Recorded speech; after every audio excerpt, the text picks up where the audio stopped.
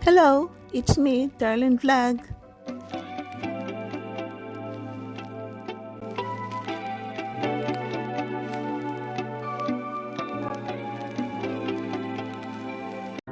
Hello mga katandims, kalaf teams, kay Chomcar. Ito sa Team Kalingap, kumusta na po kayo? Ito naman si Tita Darlene Vlog, nagbabalik. Ngayon meron tayong reaksyonan. Pero bago muna yan, siyempre i-shoutout po natin si Kuya Val, si Atina Vlog, si Kalingap Rap. Kasama natin to sa Team Kalingap na mga reactors, charity vloggers, siyempre mga itong mga ambassadors, deputy. Kayo na mga supporters, mga donors, shoutout po sa inyong lahat. Kumusta na po kayo? Mayroong ano po si Kuya Val na inahanap daw to si Twins Vlog. So, I don't know sino to, no? Naghanap ako sino to si Twins Vlog. Hindi ko naman makita-kita ang channel niya or ano, Facebook niya. Di nakita ko si Sangkay. In-explain niya, yun din ang content niya. In-explain niya ito si Twins Vlog is nasa ano daw siya sa Watcher. Pero parang hindi na daw siya active, no? Kasi baka daw, kung may mga usapan, parang baka naka-restrict ba ang GC ng Watcher kasi parang hindi na daw siya active. Parang danjoy daw ito si Twins Vlog. At parang ano nga daw, parang naka-danjoy siya. Pero dahil wala ng danjoy, siyempre, joy siya, joy, no? Iwan ko kung front joy siya ngayon. I don't know. Kasi hindi ko pa napapanood ito baka dumaan yan sa aking wall, pero hindi ko maalala kung napanood ko ba, no? So ito na si Twins Vlog is, meron na siya mga post about sa paninira kay Jenny Oco, no? Na parang parinig or paninira. So ito ang ating pag-usapan, ito ang ating reaction na kasi sabi ko dati na pag may maninira na magbabas kay Jenny Oco, isa ako na magsasalita. Ito rin na nasabi ko sa kasamaan ko kasi si Jenny Oco, hindi kami friend pero na-witness ko siya. Kakaiba siya po, no? Kasi nung Christmas ball, pumunta po kami sa Dait. So ito ang ikukwento sa inyo, no? Kahit first time ko lang siya nakita, isang beses lang na-feel ko yung pagkakaiba niya. Ibang-iba rin si Jenny Oco sa mga taong na-meet ko. Na-meet ko noon, na-meet ko once, hanggang ngayon nung nakita ko siya. So parang nakapag-usap kami ng kunti lang nung makauwi na ako sa Dait kasi nakafollow na ako sa kanya, no? Nakafollow ako sa Facebook niya. Tapos nung ano na sila ni Dan, nagsama na sila sa isang bubong.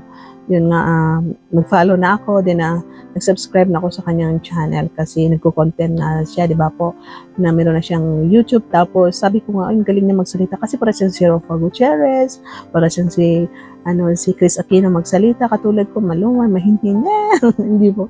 Pero yung boses natin minsan, linalakasan ko, ini-speed ko siya kaya minsan malakas. Pero totoo mahina ako magsalita. Pero ito nga sabi ko, no, bakit ba may mga tao na yung bang naninira sa kapwa nila sa physical, no? Kasi dati pa may nakikita tayo na post na hanggang ngayon na parang sabi nila na rabbit, bunny. Ito daw si Jenny Oco. Alam niyo ba mga Kalingap Chumkar? Alam niyo ba na ang ganda ng ngipin ni Jenny? Hindi siya postizo, hindi siya nakabrace. Original ang ngipin niya. At yun ang ginawa ng Panginoon, ang pagkakaiba. Dahil maputi ang ngipin niya. Ang anak ko rin na parang malalaki ang ngipin. Para akalang malaking pag nakita mo, makasabi ka, gusto yun hindi. Parang, kasi ang gaganda. Ang ganda ang ngipin ni Jenny. Ganon ang ginawa ng Panginoon na bagay sa kanya. Paano ganyan ang mukha niya, ang shape ng mukha ni Jenny? Example, palagay natin, ang shape ng mukha ni Jenny is oblong. Tapos ang ngipin niya is maliliit. Hindi bagay. No? So yan ang ngipin niya ngayon, medyo mahahaba-haba. Binagay ng Panginoon. Dahil yan ang shape ng kanyang mukha. Maganda po si Jenny pag nakita niyo po sa personal. Yan po ang masasabi ko sa inyo. Isa din. Nung pumunta kami sa Dait, pumunta kami na anak ko doon sa may lobby para picture taking. Tapos nakatayo din si Mikoy, si Dan, si Jenny, at iba pang kasamaan sa Team Kalingap. Sabi ko sa anak ko lumapit. Sabi ko, Dan, pwede tayo mag-picture? Sabi niya, Tita Darling mo siya. Ay, Tita Darling sa Karaba, sabi ni Dan. Tapos picture. Tapos parang umatras siya kundi sabi, Jenny, sumali ka.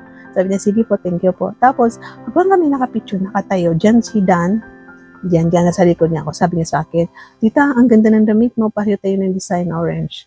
See? Na-appreciate niya yung damit ko. Ibig sabihin, siya rin yung isang tao na mahilig tumingin sa tao na marunong mag-appreciate. No one appreciate ni ng suot ko doon sa Christmas ball. Siya lang. Maliban sa mga anak ko, kasi mga anak ko pumili. Sabi niya, Tita, ang ganda ng damit mo, pareho tayo ng kulay, pareho tayo ng design. Kung tingnan niyo yung kulay niya dito, pareho kami talaga. May pagka-similarity. Sabi niya, yun nga.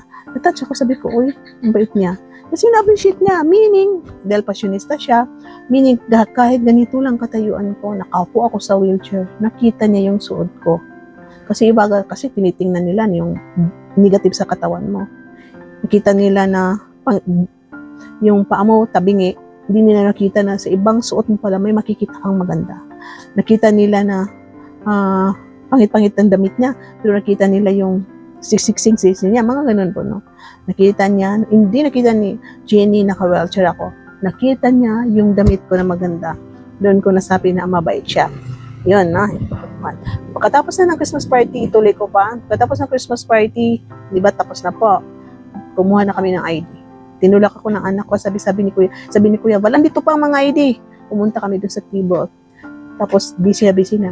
Doon sa may naglalakad siya, sinalubong niya kami ng anak ko na panganay na dalaga. Malayo pa lang siya, nakangiti. Malayo siya. Sabi niya, tita, sa dait po kayo uuwi? Sabi ko, hindi sa Butuan. Saan po ang Butuan? Malayo sa Mindanao. Ay, ganun po ba? Ang layo-layo pa na niyo ha? Pinanggalingan niyo. Sige po, ingat po kayo. Ano pa ba sabi niya, tita? Sana, gumaling po kayo. Ang dami pa niya sinabi na nakakatawa. Walang ibang sumalubong sa akin na iba, maliban sa kanya. Sila Teacher N, yung ganang Amy, iba naman yun kasi kaibigan na, no? Diba? Pero doon sa loob, maliban, siya lang. Siya lang. Yung mga kasama ko nakakilala sa loob ng Kalingap, hindi nila ko sinalubong ng ganun. Nalinapitan niya ako, tita, saan po kayo uwi? Sa dait po kayo, hindi po sa Butuan. Saan yung Butuan? Mindanao. Ay, layo rin pa pala pinanggalingan niyo. Tita, mag-iingat po kayo sa daan. Napaka-sweet. Napakabait. So, masasabi natin. So, hindi kayo na nakukusensya na binabas yung tao, hindi nyo kilala ang ganun. Sinasabi ko, kaya pala siya mahal ni Dan. Dahil iba siya. No? Hindi ni pinili yun ni Dan yung pagka-single mom niya. Hindi pinili ni Dan yung, hindi wala inisip si Dan. No? Na mga niga-niga. Kundi talagang mabait siya. At isa pa, yung sabi niya rito-ritoki, tinitingnan ko ang ilong niya, hindi po ritoki ang ilong niya. Kasi alam natin ang mga ritoki na ilong, hindi. Kasi binabash natin ng ilong, ritoki. So kayong nagbabash, no? Ikaw twins vlog, hindi ko alam kung anong post mo. Kasi hindi ko naman nakita, pero yung nasasabi ni Sangkay, no, na may mga parinig daw na parang inangkin mo. Mahirap kasi inaangkin natin yung post, no? Pag natamaan tayo minsan may mga post kasi na isang tao, tapos, dahil guilty tayo, akala natin tayo yon. Pero may iba palang pinaparinggan. At dahil natamaan ka, guilty ka. Akala mo ikaw. At dahil may iniisip kang negatibo, ikakaiba. Example, nag-post si Jenny, tapos may pinost siya. Akala mo, pinaparinigan niya ay yung sinusuportahan mo. No? Tapos sasabihin niyo, hindi naka-move on. Twins vlog, I don't know, baka ikaw hindi nakamove on, pero hindi ko alam kung ano ba ang galit mo, ano ba ang sama ng loob mo, bakit hanggang ngayon is ganyan kayo kay Jenny. So sa nagbabash kay si Jenny, tama na po, kasi iba po, no? Makonsensya tayo, sinisiraan natin isang tao na iba pala, mabait pala. Sabi ko nga sa kasaman ko, ang bait-bait ni, pasensya na trapal po yun, yung parang sa tent po yan na binibitay para hindi pag mainit. So, sinabit dyan kasi yun nga, nag-vlog tayo. So, pasensya na sa distraction. So, yun nga po, no, dapat, di kayo nakonsensya yung iba, yung taong walang kasalanan sa inyo. Tapos, gumagawa kayo ng mga issue na bashing sa physical, na hindi natin alam, mas sexy, mas maganda pa sa atin yung taong binabash ninyo. No? Yung sinasabi niyo about na rabbit-rabbit, binagay ng Panginoon ang ngipin niya dahil ganun ang shape na mukha niya. Yun ang binigay ng Panginoon. Ang puti-puti kayo ng ngipin ni Jenny. Kahit ganun, design yun ng Panginoon na sa kanya na binagay sa kanya na ganyan sa tumawa. Ano ba? Ganyan sa tumawa. Bagay po sa kanya. Maganda si Jenny. Sabi ko, di ba model siya sa ELM? Kaya pala siya naging model dahil bakit talaga sa kanya maging model sa katawan niya, sa mukha niya, sa buhok niya, lahat po, no? Lahat po. Kaya ito si Jenny, hindi deserve na i-bash, no? Wala tayong karapatan i-bash natin ang kapwa dahil ang Panginoon nga, hindi niya pinapakialaman o binabash ang mga human na ginawa niya. Tayo pa kaya na pareho natin na tao? So, tama na po. Huwag po kayo ganyan. Kung sino man dyan na nagbabash kay Jenny, sana magising kayo. Tama na po. Ihinto na yung pagbabash. Magmahalan na lang po tayo. Dahil lahat tayo ginawa ng Panginoon. Laya tayo may problema sa ating katawan. Hindi tayo perfect. Kayo ng mga basher, baka mas malala pa kayo sa physical. I don't know. Hindi naman kayo nakikita. So, wag po ganun. So, hanggang dito na lang po itong video na ito para sa lahat. I'm sure na alam ko na marami nang nakakita kay Jenny. Sang-ayon din sila. Agree din sila sa akin na si Jenny mabait, maganda.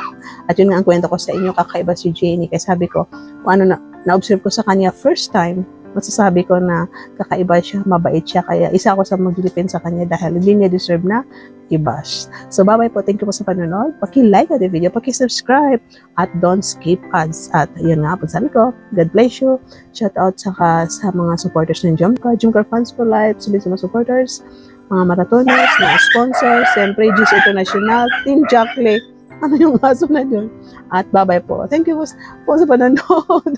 And don't skip ads. Paki-subscribe po. Bye-bye and see you in my next reaction video. Mga kalingap, suportahan natin Darlen Vlogs YouTube channel. Please subscribe. Mga karaba, mga kalingap, mga ka-Jomcar ng samahan. Reactor na maaasahan, siya si Darlen Vlogs. Sa kalingap, radyo balitaan, atin siyang nasisilayan. Mabuti na kaibigan, solidong kalingap niya. Siya ay matulungin sa kapwa, mga reaksyon niya'y kahanga-hanga. Siya si Darlen Vlog, samahan natin. Mga kalingap, halikan at samahan natin siya. Darlen Vlog sa kanyang channel, samahan natin siya. Mahusay na reactor kasama sa balitaan, lalong-lalo na sa Jomcar kanyang sinuportahan. Mga kalingap, suportahan natin Darlen Vlogs, Karaba, Kalingap Reactors, Kalingap Radyo Balitaan. Please subscribe Darlen Vlog. Mga karaba,